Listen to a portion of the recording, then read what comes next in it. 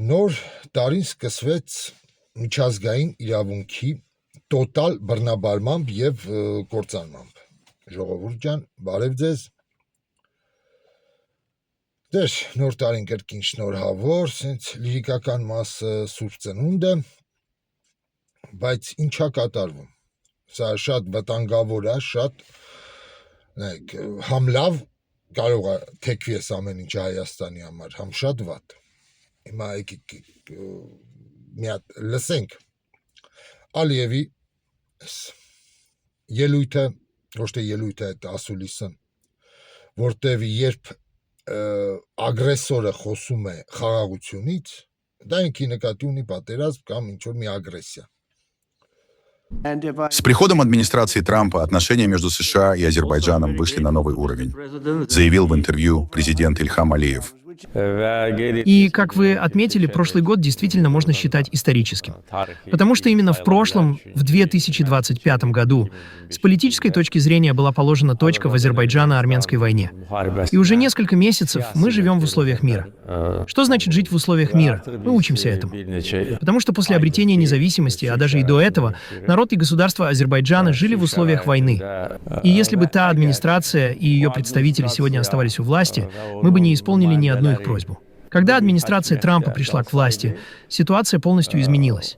Естественно, как я уже отметил, сейчас отношения между Америкой и Азербайджаном поднялись на новый уровень. Эта администрация очень прагматична, очень профессиональна и состоит из членов, которые прекрасно знают, каковы национальные интересы Америки во главе с президентом.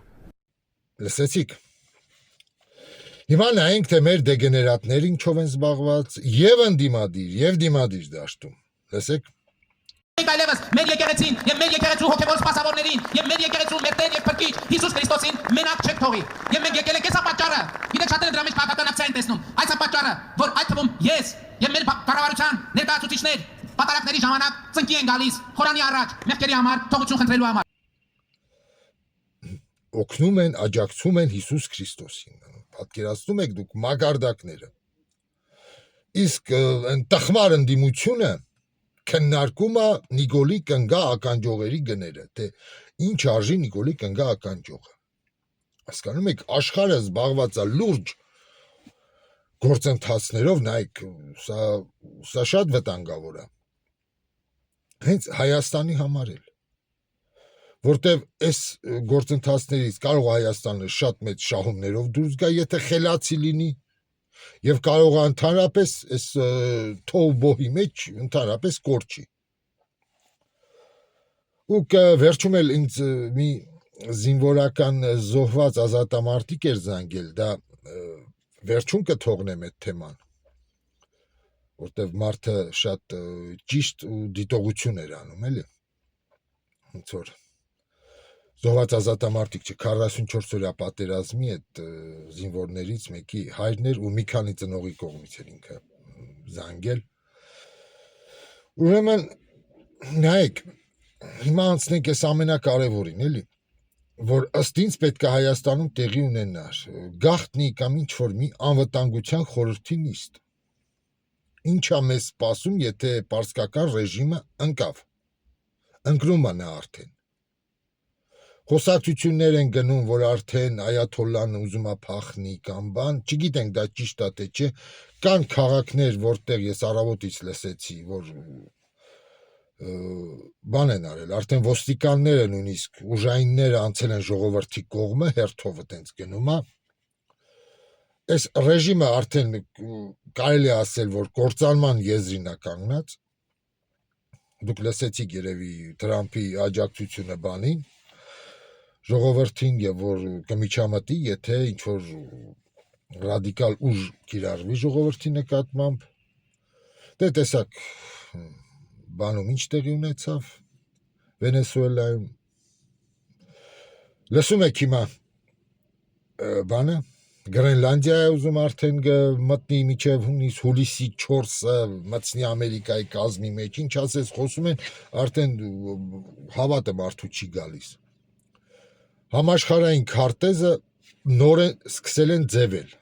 հասկանում եք, նոր քարտեզ են գծում գոտիների տիրապետության եւ աշխարհքաղաքական։ Իսկ մեզ մոտ զբաղված են սադանային փնտրում, էլի, հասկանում եք, այդ հիմարություններով։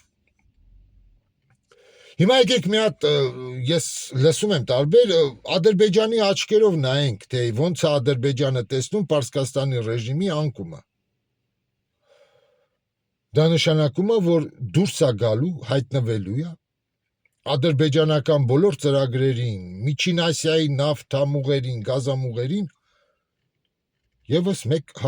ոչ թե հակառակորդ, այլ կոնկուրենտ։ Հասկանում եք, թե տնտեսային շուկայում նավթամթերքների։ Ու մի հատ եկեք քարտեզը դրեք նայեք, թե ոնց է Եվրոպա գնալու, եթե պետք եղավ պարսկական նավթամթերքը ու գազամթերքը։ Եթե Ադրբեջանը եւ Թուրքիան իրար հետ որոշեն իրենց տնտեսական շահը առաջ տանեն, կամ այդ ամեն ինչը պետքա գնա, տեսեք, կամ Թուրքիայի միջով դեպի Եվրոպա, կամ Հայաստանի միջոցով, տեսեք, նույն Զանգեզուրով, Հայաստան, Վրաստան ու առանց Թուրքիայի միջամտության այդ ծովով արդեն գնա Եվրոպա։ Սա արդեն լուրջ նայեք, քաղաքական բան է, էլի, դիլեմա է, որ կանգնած է Ադրբեջանի առաջ, առաջինը։ Ադրբեջանի, Ղազախստանի, Թուրքմենստանի այդ միջինասիական այդ ամբողջ նավթամուղերին, որ իրանք ծրագրում էին, որ բերեն Հայաստանով տանեն, հիմա դրա բանն էլ ծնվում մի հատ նոր, նրա իրանց կոնկուրենտ, էլի։ Ու ոնց պետքա դրա դեմը առնեն, որ իրենք իրենց դերքը չկորցնեն այս խաղատախտակի վրա, խլելով Զանգեզուրը։ Ադրբեջանը, եթե ճիշտ մտածի, այս պահին, էլի, ու իրանք այդ մտածում են։ Ես հենց դա եմ որոշ չափով տեսնում, որ Ալիևը խոսում է կոմպլիմենտներ է կրկին անում Տրամպին, դուք լսեցիք, Տրամպի քաղաքականությանը, աջակցում ամեն ինչին եւ խոսում է խաղաղությունից։ Դուք տեսաք, այստեղ նույն Ամերիկայի եւ Վենեսուելայի հետ կապված ոչ մի նարկո այդ բան չկար, դրանք պարզապես պրովոկացիոն ինչ-որ թեզեր են, որ իրանք իր արածը արդարացնի, ասես նարկոկորտելի դեմ են պայքարում։ Եվ որ նարկոտիկը մտնում է Մեքսիկայից ու բանից, էլի, բանին ինչ էր անում նա։ Վենեսուելան չէր բանը։ Կոլումբիայից։ Իրականը նրանք են, ոչ թե Վենեսուելան, էլի։ Բայց տեսեք, մարդիկ դրեցին, ինչ որ մի թեզ առաջ տարան, գրավեցին ու այդ իրանցը առաջ տարան։ Իսկ ինչ կարող անի Ադրբեջանը։ Նույն ձևի մի թեզ կարող է առաջ տանի, որ տեսեք, բան, Հայաստանում կան ուժեր, ռևանշիստներ, որոնք երազում են կործանեն Թուրքիան, խեղդեն արյան մեջ, այնտեղ դաշնակներ, տիկտոկյան զորավարներ, սենց չակերտների մեջ, որսորդ միության հրացաններով, հասկանում եք, որսորդ միության այդ բաներով, ջոկատներով գնում են գրավել Ադրբեջանը։ Հետ բերեն այդ, տեսեք։ Սա հնարավոր է սարքի ինքը պրովոկացիա։ Եվ մտնի գրավի, զբաղեցնի, որ վաղը մյուս օր նոր աշխարհքաղաքական այս քարտեզը գծելու ժամանակ Պարսկաստանին թողնի ավելի լուսանցքից են կողմ։ Ամեն մի երկիր իր տնտեսական շահն է պաշտպանում։ Նայում են տասնամյակներով առաջ, կես դարով առաջ, էլի, ոնց է լինելու։ Որտեղ եթե Պարսկաստանում ռեժիմը փոխվեց, համակարգը նա ավելի եկավ, տեսեք, ոչ այաթոլլաների ռեժիմ, էլի։ Եթե թույլ տվեցին մտնեն ամերիկյան ինչ-որ ընկերություններ, ներդրումներով, բանով օգնելու այդ ամեն ինչը հանեն, Ադրբեջանը իր դիրքը կորցնում է։ Սա տարբերակ մեկ, որ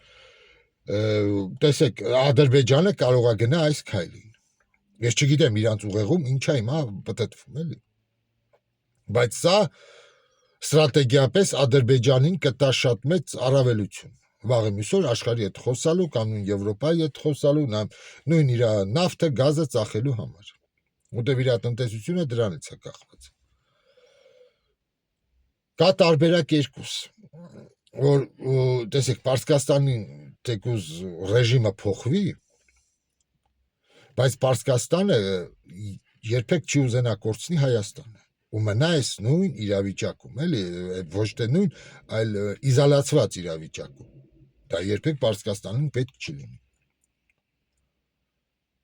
Ու դրա համար Պարսկաստանը, որ եթե այս ռեժիմը փոխվեց, սա Հայաստանի համար կրկնակի կարող է բոնուսներ բերի։ Կրկնակի։ Ես ասում եմ նույն նավթամուղերը, եթե այդ ամեն ինչը աշխատեց Հայաստանով ու Վրաստանով։ Որտեվ տեսեք նույն Եվրոպայի եւ Ամերիկայի դուրը չի գալիս Թուրքիայի գեգեմոնիան տարածաշրջանում էլի։ Դրա համար իրանց տնտեսությունը սնող այդ զարկերակը, որ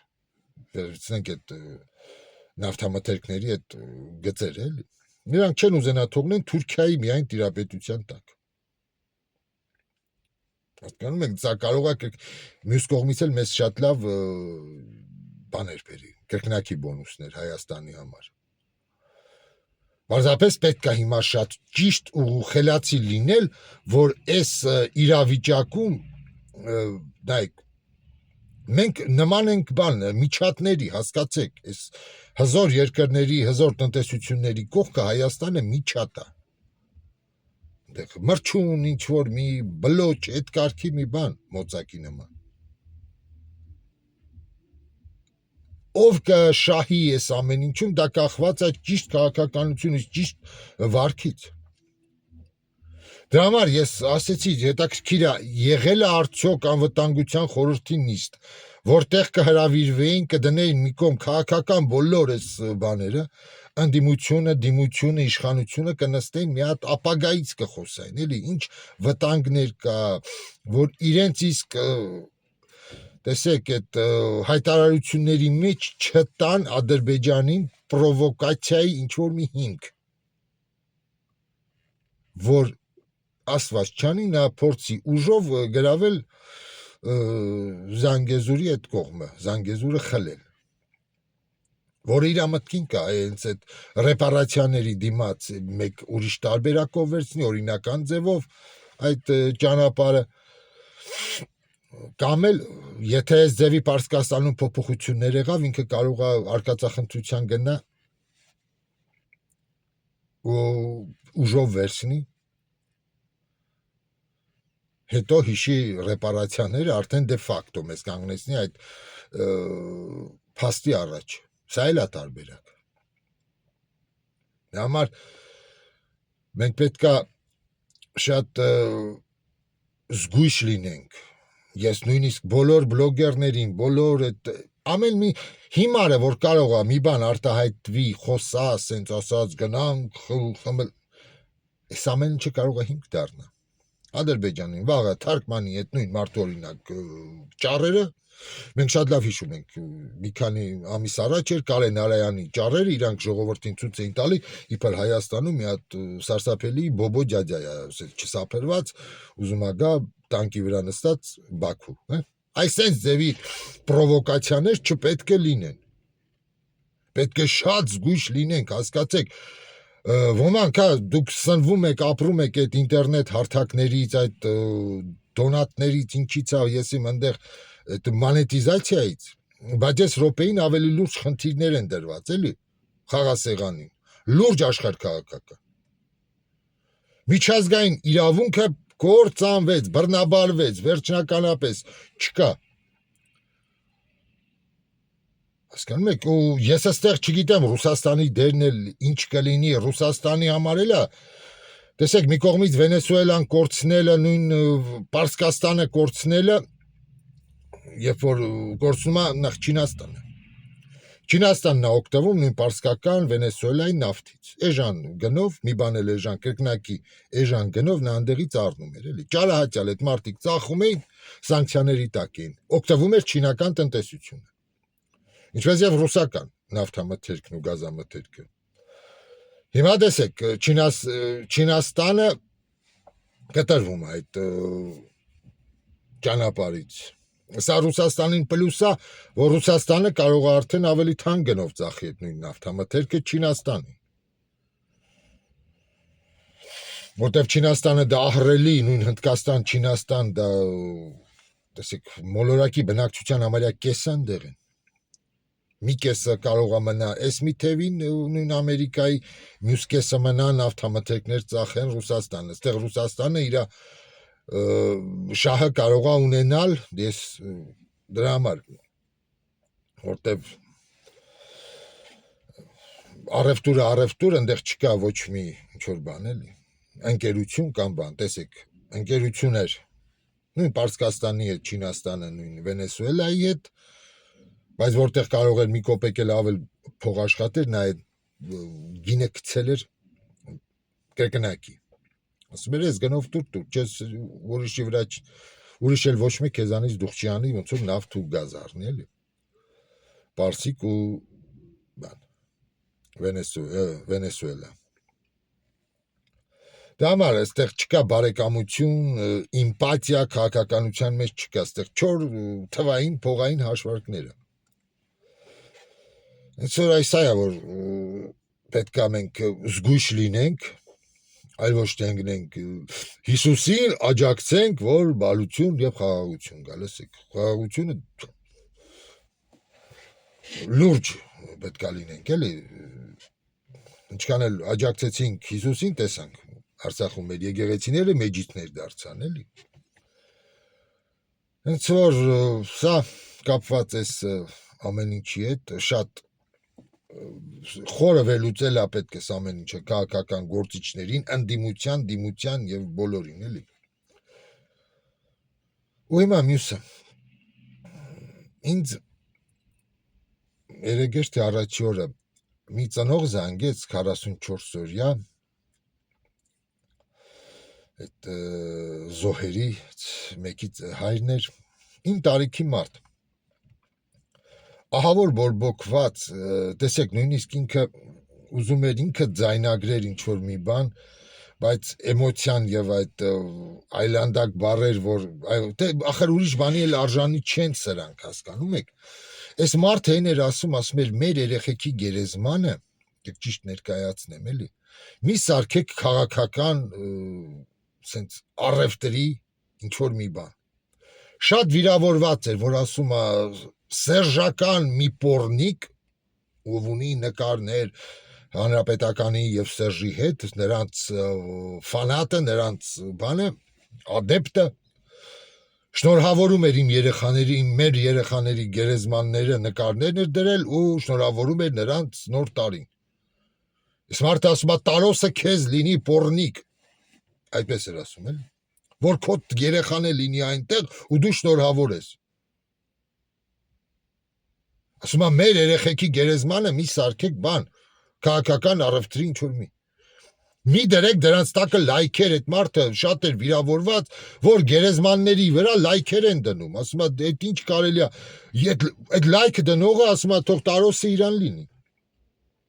Ինչի են մեր սքի վրա իրանք փորձում ինչ-որ մի քաղաքական բաներ վերցնեն։ Այս մարդը մեղադրում էր այդ ամեն ինչի մեջ, սկսած Լևոնից, Վազգենով, Քոչարյանով, Սերժով, Նիկոլով, բոլորին է մեղադրում, ասում է բոլորն են մեղավոր են։ Մարդ պատմում ասում էր, ես ինքս ծառայել եմ, զորացրվել էր ինքը 99 թվականին, համարյա մենք մի տարիքի էինք, ծառայել էր Ղարաբաղում, ու ասում է տղես է գնացել, նույն համբալություններ, միջև պատերազմի սկսվելը։ Ասում են հենց որ ես ստեղ ոչ մեկին չեմ բանանում։ Հենց որ ասում ասա բոլորի մեղքն է, որ այս ամեն ինչ եղավ, ասես դուք ձեր տանը նստած ուտում խմում եք գունավոր շորեր հակած կամ ասում է իսկ իմ տանը ասում է միջև հիմա ասում է կինս ասում է սև շորը հակից չի անել։ Դրա համար ասում է այդ նույն տարոսը թող լինի դրանց, ովքեր ասում է լայք են դնում մեր գերեզմանների վրա։ Շատ էր վիրավորված, հայհոյանքով էր հիշում բոլորին։ Ասում եմ, Լևոնից բռնած, Նիկոլով վերջացրած։ Ուր վիրավորված էր ու մի քանի ծնողների անուններից ինքը, որ մեր գերեզմանները մի սարքեք բան, լայքի ինչ-որ մի հոլովակներ նկարեք ու դրեք։ Դա սքի տեղ է, դա սրբավայր է, որ մենք գնում ենք, սքում ենք, մենք այնտեղ լացում ենք, ասում է դուք լայքում եք, արա, սրտիկներ եք դնում, ինչ-որ բաներ, էլի։ Ես էլ այդ մարդու խնդրանքը Երևի մարդը ճիշտ է ասում, ոչ թե երևի դա իսկապես, դա ես տեսնում եք հենց Ռուսաստանում էլ կան գերեզմաններ պատերազմից, Ուկրաինայից, ոչ միտեղ, ոչ մեկի մոտ չկա այդ գերեզմանները դնեն, ցույց տան, էս անեն,